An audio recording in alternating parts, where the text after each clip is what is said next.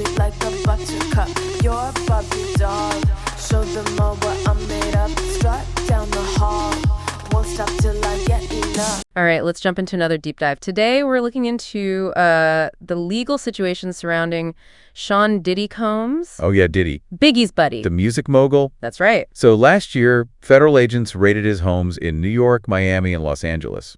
Whoa. Quite the trifecta, right? Coast to coast. Yeah, and now his legal team is pushing back pretty hard. They're claiming that those search warrants, the ones the feds used, well, they're saying they were obtained improperly. Oh, interesting. It's a story that could actually have some pretty big implications for how these kinds of cases are handled in the future. Especially when you've got someone like Diddy involved. Exactly, especially with these high-profile figures. It's definitely a case that's got people talking, that's for sure. Oh, yeah, no kidding. We've got some court documents to go on and some exclusive reports from TMZ, and some of the details are, well, let's just say they're a little unusual. Oh, really? Like what? Well, the feds are saying they seized hard drives, surveillance equipment, and get this, over 1,000 bottles of baby oil. 1,000. What was he doing with all that baby oil? Right. It's kind of a lot, isn't it? Just a bit. So let's get down to the nitty-gritty here. What are the actual charges that Diddy's facing? Okay, so we're talking some serious charges here. Racketeering conspiracy, sex trafficking by force, fraud or coercion, and transportation to engage in prostitution.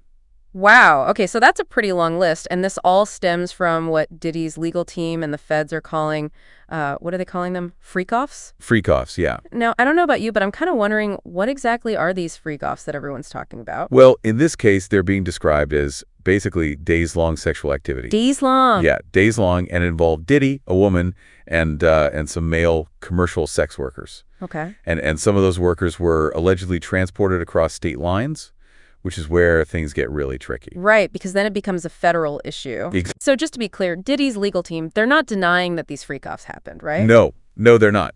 What they're going after is the way the feds got those warrants to search his properties in the first place. Okay, so they're saying the process was messed up. Yeah, they're basically saying that the government misled the judge who signed off on those warrants.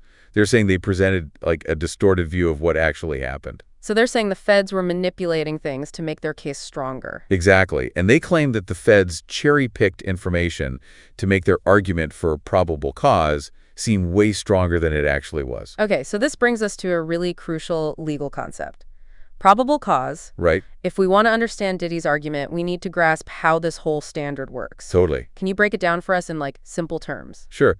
So probable cause, think of it like the legal standard that law enforcement has to meet to prove to a judge that there's a solid reason to believe that evidence of a crime is going to be found at a specific place. So it's not just a hunch. They need to have real evidence. Exactly. It can't just be a hunch. They need something concrete to back it up. Okay, so what Diddy's lawyers are saying is that the feds didn't actually have enough solid evidence to justify raiding his homes. That's the gist of it. Yeah, they're claiming the government intentionally left out important details. Details that would have made their case weaker. Right, particular details about the alleged victims and their possible reasons for making these accusations. So they're suggesting that there might be more to the story than what the feds are letting on. Exactly. They're saying that the government might have hidden information that could have changed the judge's mind about those warrants. Hold on, so you're saying even if the feds found something incriminating during those raids, it might not even matter? That's a real possibility, yeah.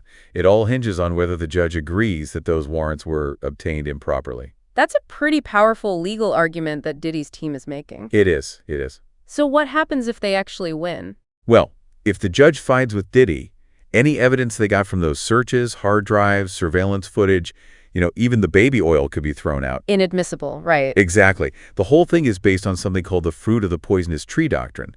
Basically, you can't build a legal case on evidence that was obtained illegally. This case goes way beyond Diddy, doesn't it? It really does. I mean, we're talking about setting a precedent for how law enforcement gets search warrants, especially when it comes to high-profile people. You're absolutely right. Makes you think about those checks and balances that are supposed to prevent abuse of power. It's a valid point. This case could force everyone to reevaluate what probable cause really means and how much transparency is really needed from law enforcement when they're going after these powerful legal tools. We're talking about a potential shift in the balance of power between the government and the individual, right? Yeah, pretty heavy stuff.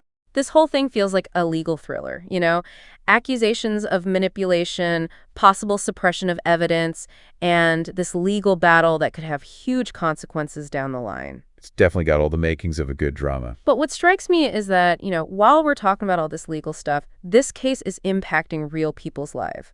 Diddy, the alleged victims, everyone who's caught up in this. Yeah. It's a reminder that behind all those headlines and the legal jargon, there are actual human stories at play. It's crucial to keep that in mind for sure. Absolutely. And we need to remember right now, we're just hearing allegations and counter-allegations. Right. And we're really only getting one side of the story. We haven't heard from the prosecutors yet. Exactly. And they're going to have their chance to respond to all these claims with their own evidence and arguments. Absolutely. Well, we've definitely laid the groundwork here. Raids, charges, baby oil. All the good stuff. All that legal jargon, we've covered a lot, but this is really just the beginning. Yeah, we're just getting started.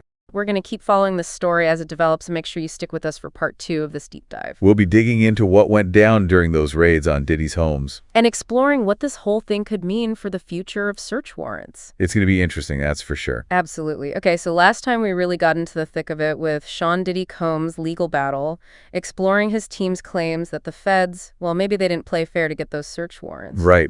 They're alleging that the government, they basically twisted the facts to make their case for probable cause seem like, a slam dunk. Yeah, like it was a sure thing. And remember, probable cause, that's like that legal go-ahead that law enforcement needs to get a judge to sign off on a search. It's like a permission slip. Exactly. And Diddy's team is saying, look, the feds, they kind of manipulated the system. They're saying the story the government told the judge wasn't the whole story. Right, like they left out some key details. Exactly. Diddy's lawyers, they're saying they've got evidence that contradicts what the government's saying about force or coercion in those freak-ons. Right, those, Remember those? Yeah, the days long, those days. Yeah, days long. And they're also saying the feds hid information about the alleged victims that could have totally changed the judge's decision. And let's not forget, those raids were a pretty big deal. Oh, yeah. 3 different locations. New York, Miami. Coast to coast. Los Angeles. They really went all out. They were looking for anything and everything, trying to connect it to those charges, those serious charges that Diddy's facing. Like the racketeering conspiracy, the sex trafficking. The whole shebang. The whole 9 yards. And they did find some stuff, right? Oh, from what we're hearing from TMD, they took hard drives, surveillance equipment, and of course, the baby oil. That mountain of baby oil. It makes you wonder what they thought they were going to find with all that baby oil. Right. Like, what were they expecting? It's become like this weird little side story to this whole thing. It's definitely strange. But even if they did find something incriminating, Diddy's team is saying, well, it shouldn't matter because of how they got it. The whole fruit of the poisonous tree thing. Exactly. You explained it last time. You can't build a case on evidence that was obtained illegally. But wouldn't the prosecution argue that they did have enough to justify those searches? Oh, absolutely. They probably come back swinging with their own evidence, their own reasons for why those searches were totally justified. Right. They're going to say the information they gave the judge was accurate and that they met the standard for probable cause. So it really becomes this legal back and forth. A tug of war. Yeah, exactly. So what are we looking at here? Is this a case of a celebrity using his money and influence to try and, get away with something? Right. Or are we seeing a legitimate challenge to the power of law enforcement? I mean, that's the big question, isn't it? It is. It is. How do you see this playing out? It's tough to say at this point. We're watching 2 powerful forces go head-to-head. You've got this high-profile individual with a lot of resources, and then you've got the legal system, which is supposed to treat everyone the same no matter who they are. Right. So this case could have a big impact on how similar cases are handled down the road. It's fascinating, right? This one case could potentially reshape the way law enforcement approaches these kinds of investigations, especially when you're dealing with high-profile people. It definitely raises some important questions. Like about the balance of power between the state and the individual. What happens when those two collide? It's a question that people have been debating for a long time. Yeah. We want a system where the law applies to everyone equally, but we also want to protect individuals from the government overstepping its bounds. From abuse of power. Exactly. So this case really highlights that tension between those two ideas. And we're talking about potential changes to the legal system, questions of privacy, and the power of digital evidence. Oh, yeah, those hard drives and surveillance footage, who knows what's on there? It could be a goldmine of information. Absolutely, and that brings up a whole other layer of complexity. Right. In this day and age, we're all leaving behind these massive digital trails, our emails, texts, everything we do online. It's all out there. It's all recorded. And as technology keeps advancing, the question of how much access should law enforcement have to our digital lives becomes more and more important. Yeah, and it's kind of unsettling to think about. It is. That this case isn't just about Diddy, it's about the future of privacy and how much our digital lives can be scrutinized. It really makes you think. We've covered a lot of ground today, but there's still one crucial piece of the puzzle we haven't really talked about yet. The alleged victims. Exactly. Their voices and experiences are really important. We need to understand what they went through. And we need to delve into those allegations of sex sex trafficking, the power dynamics at play, and the challenges of getting justice in these kinds of cases. Because these are sensitive and complicated issues. That's what we'll be doing in our next and final segment. We'll be diving into the human stories at the heart of this whole thing. So join us as we continue our deep dive into the Sean Diddy Combs legal saga. All right, welcome back. We've been digging into this whole legal battle against Sean Diddy Combs, and up to this point, it's felt a lot like one of those legal thrillers, with the raids, the search warrants, the baby oil. Yeah, it's definitely got that dramatic element to it. But we can't forget about the human side of this story. So today, we're really going to focus on the alleged victims. Right. It's important to remember these are real people who have made some really serious accusations, and we have to be sensitive to that. Absolutely. We've spent a lot of time talking about the legal stuff, probable cause, fruit of the poisonous tree. Oh, that. Yeah, all that legal jargon. But at the heart of this is the allegation of sex trafficking, which is a crime that really exploits people, dehumanizes them, and it's all about profit. It's a serious issue. It is. It's a very heavy topic, but we need to talk about it. For sure. So Diddy's legal team, they're making the argument that at least one alleged victim, they participated willingly in those freak-offs. Right, the freak-offs. Remember, that's what they're calling them. Yeah, the days-long. The days-long encounters with Diddy, a woman, and those male commercial sex workers. They're saying it was all consensual. Yeah, consent is a really big sticking point in this case. It is. You've got Diddy's lawyers basically saying these encounters were all consensual, but the prosecution's probably going to argue that the alleged victims were forced or manipulated into participating. And that's where things get really, really complicated. How do you determine consent in a situation where the power dynamics are so skewed? We're talking about someone with Diddy's level of wealth and influence that has to play a part in how people interact with him. It absolutely does. It's really, really difficult to prove coercion or exploitation, especially when there's no obvious physical force being used. Right. A lot of times it comes down to understanding the subtler ways that people use their power to control and exploit others. And that can be really hard to prove. It can be, which is why these cases are so difficult to prosecute. Diddy's team is also saying that the government deliberately withheld information about the alleged victims' potential motives, with financial motives. They're implying that these individuals might have had something to gain by making these accusations. So how do we sort through that? We want to believe people who come forward, but we also have to consider their motivations. It's a tough balance, for sure. But we have to be careful not to automatically dismiss someone's claims just because they might have had other reasons for coming forward. Right. Someone can be a victim and also have other reasons for reporting what happened to them. So we can't look at any of this in isolation. Exactly. We have to consider all the evidence, all the circumstances. The whole context. Right. It's not about choosing sides. It's about trying to figure out what actually happened.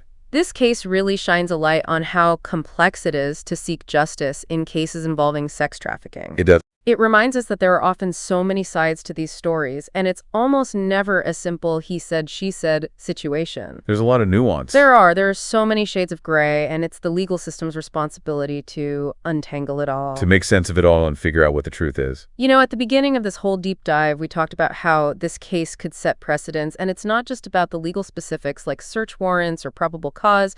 It's about how we as a society deal with these really, really complex issues of power, exploitation, and justice. It is. It is. So what are your final thoughts on this whole thing? I think this case is a good reminder that the law is always changing. It's evolving. It reflects what we value as a society, and as our values change, the laws have to change too.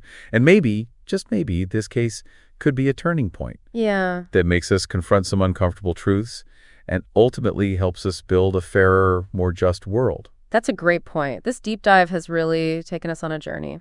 We've gone through the legal complexities, heard the human stories, and considered the potential long-term impact of all of this. It's a lot to take in. It is. But that's what these deep dives are all about, to get us thinking critically, questioning our assumptions, and sometimes ending up with more questions than answers. And hopefully sparking more conversations. Exactly, and continuing the discussion. Yeah, it's been great exploring all of this with you, and I really hope this conversation encourages people to stay engaged with these issues. Keep learning, keep asking questions, and use their voices to make things better. Well said. Thank you so much for joining us on this deep dive. And until next time, keep questioning, keep learning, and let's all keep working towards a better future. Sound the alarm. I'm coming up. We'll have a ball. I'm sweet like a buttercup. You're bubbly.